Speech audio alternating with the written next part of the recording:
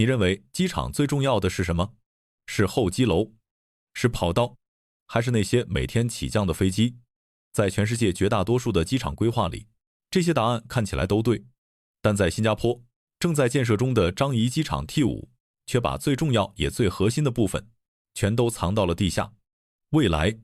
当你坐飞机降落在 T5，拖着行李走出廊桥的那一刻，你可能根本不会意识到，你的行李正在地下以每小时3000件的速度高速穿梭，数百辆自动化的运输车正在地下轨道中安静行驶，地铁、巴士、物流网络正在地下同步运转，甚至整个机场最关键的生命线都藏在你完全看不见的地方。根据樟宜机场集团的规划， T5 所在的樟宜东发展区总面积达到1080公顷，比目前整个樟宜机场还要大出一圈。而更让人惊叹的是，在这片土地之下，一套庞大的地下综合交通与物流网络正在成型，它们像人体的血管系统一样，从地下支撑起整座机场的运转。问题来了，一个国土面积只有700多平方公里的国家，为什么要砸下数百亿新元，建设这样一个前所未有的超级机场？它到底是在建机场，还是在建一座未来城市？今天，我们一起走进樟宜 T5 地下秘密世界，看看新加坡到底在下一盘什么棋。很多人听到 T5，第一反应是樟宜机场在建一个新航站楼，但事实完全不是这样。如果把现在大家熟悉的 T1、T2、T3、T4 理解为机场的4个功能区，那么 T5 更像是一座全新的机场。T5 首期工程的面积相当于目前4个航站楼面积的总和，这个体量足以震撼任何航空业内人士。根据规划， T5 第一阶段启用后，每年可接待的旅客吞吐量高达5000万人次。什么概念？这几乎相当于再造一个大型国际机场。加上现有航站楼的运力，樟宜机场的总客容量将提升至每年 1.4 亿人次，增幅约 56%。一个航站楼增加5000万人次的运力。而整个项目所在的新加坡樟宜东开发区面积超过1000公顷，放到很多国家，这已经接近一个中小型城市的规模。但这种规模的扩张只是表面， T5 的真正野心藏在它的名字里。 T5 不是孤零零的一栋建筑，它将被无缝整合到一个巨大的生态系统里，包括樟宜东工业区、新物流中心、商业区和综合交通系统。换句话说，新加坡修的不仅仅是一座机场，而是一座围绕机场生长出来的机场城市。而支撑这座未来机场城运转的核心，恰恰就藏在地下。如果从空中俯瞰，你看到的是巨大的航站楼和停机坪，但如果把地面掀开，你会发现另一座城市。根据目前的工程规划， T5 地下将形成一套庞大的综合交通与物流系统，它们像人体血管一样支撑整个机场运转。这里面最重要的是地下自动旅客运输系统。相信很多人都有过这样的体验，在一些大型中转机场，你要转机，拖着行李从一个航站楼狂奔到另一个航站楼，一路狂奔10几甚至20-30分钟是家常便饭。但未来在 T5， 这种体验将被彻底改变。根据樟宜机场集团公布的最新数据，连接 T5 和现有 T2 的地下隧道工程已经完成关键节点，全长约 1.7 公里的核心隧道段已在2024年10月竣工，3条平行的隧道在地下28米深处延伸。这条隧道是新加坡迄今为止同类工程中最大的之一，行李隧道的挖掘直径达到 12.3 米。3条隧道分工明确，其中2条双向设计，留给全新的地下旅客自动捷运系统，另一条则专为行李运输服务。地下轻轨列车已经在规划中，每趟有2节车厢，可运载多达96名旅客。最令人惊叹的是，它从 T5 到 T2 全程只需4分钟。而且这不仅仅是速度的提升，这套地下自动旅客捷运系统跟目前机场的高架列车既有功能互补，又互不干扰。机场高架列车继续服务公共和一般客流，地下系统则专注中转和行李输送。2套系统同时运行，旅客在中转时不用再掐着表计算时间，整个机场变得异常紧凑。看似遥远的 T5 和其他航站楼，地下4分钟直接贯通。但这就够了吗？远远不够。如果你仔细观察全球航空业的痛点，会发现一件令人头疼的事情。每年全球有数千万件行李因为转运系统效率低下而延误或丢失。对于任何一座大型枢纽机场而言，行李问题直接关乎口碑，甚至是核心竞争力。而对于以中转效率闻名全球的樟宜机场来说，这更是头等大事。所以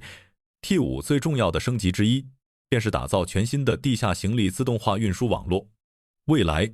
旅客托运完成后，行李会自动进入地下系统，从分拣、识别、运输到装载，整个过程尽可能实现自动化。你在候机厅喝咖啡的时候，你的行李可能正在地下高速通道中飞驰，从分拣到识别，从运输到装载，全程几乎看不到人工干预。3条地下隧道中那一条专属行李隧道，每小时可以处理多达3000件行李，往返 T5 和 T2。做个对比就明白了。目前联通 T1、T2、T3 3座航站楼的行李系统，每小时处理能力也不过2700多件。T5 一条隧道就超越了现在3个航站楼的总和。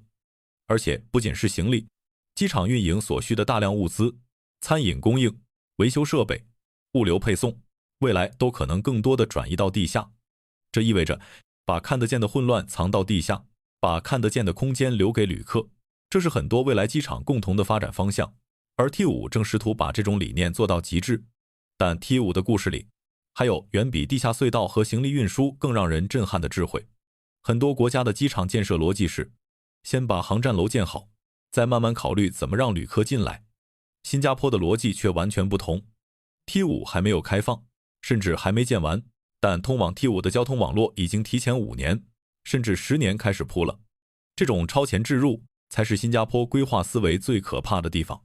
看看已经披露的规划就知道了。未来2条新加坡的重量级地铁线路汤申、东海岸线和跨岛线将直接在 T5 设立换乘站，旅客从值机大厅步行到地铁月台仅需5分钟。跨岛线将专门延伸 5.8 公里直达 T5， 汤申、东海岸线则新建一个14公里的延伸段接驳 T5。 除了地下铁，地面上还有庞大的南部廊道工程正在推进，连接东海岸公园大道和范岛快速公路，让私家车可以直接顺畅地驶入 T5。 更前瞻的是 T5 靠近丹纳美拉渡轮码头，未来还可能实现下飞机就上船的海空联动。讲到这里，很多人可能会觉得地下网络已经够震撼了，这些黑科技看来就是 T5 最核心的灵魂。但实际上这些都是工具，真正值得关注的是这些工具背后隐藏的一套新加坡式思维。你观察一下就会发现，新加坡做任何大型项目几乎都有一个共同特征：先规划，再建设；先布局，再扩张；先为未来做好准备，再坦然迎接未来的到来。从港口建设到水资源管理，从数据中心到国际航线网络，背后逻辑几乎完全一致。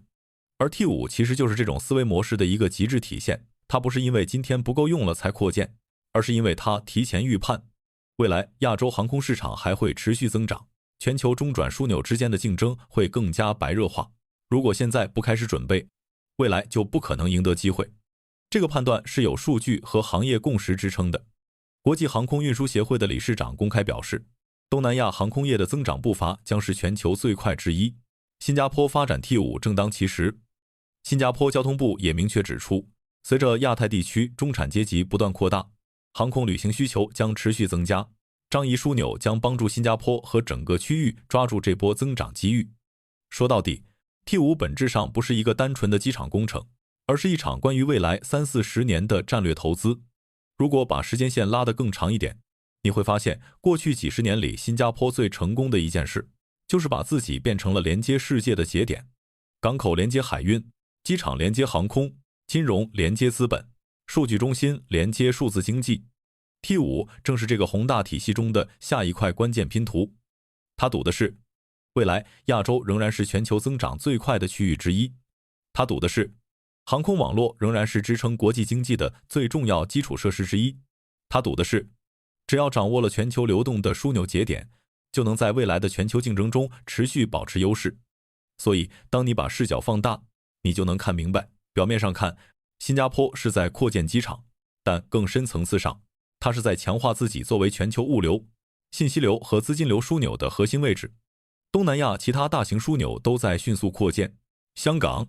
曼谷、雅加达、金边都制定了大规模的机场扩建计划。新加坡不动作，就等于自动让出位置，而一旦动作慢了，航线和网络就跑到别人那里去了。而 T5 就是新加坡在这一轮枢纽竞赛中打出的最强牌。当很多人还把机场理解成一个坐飞机的地方，新加坡已经开始把机场变成物流中心、数据中心、交通中心、产业中心，甚至未来城市中心。而 T5 地下数十公里的网络只是冰山露出的第一角，因为真正让人震撼的还不是地下系统，而是未来停机坪上的另一场革命。在那里，搬运行李的可能不是人，开车的可能不是司机，调度航班的可能不是工作人员，而是 AI。 下一期我们继续揭秘，没有司机，没有搬运工，樟宜 T5 正在打造全球第一座 AI 机场，看看新加坡究竟准备如何用机器人和人工智能重新定义未来机场。最后想问问大家，你觉得这种把所有交通、物流都塞进地下的未来机场设计，最吸引你的是什么？你认为它能帮新加坡在未来的全球竞争中继续保持领先吗？欢迎在评论区留下你的看法，我们下期再见。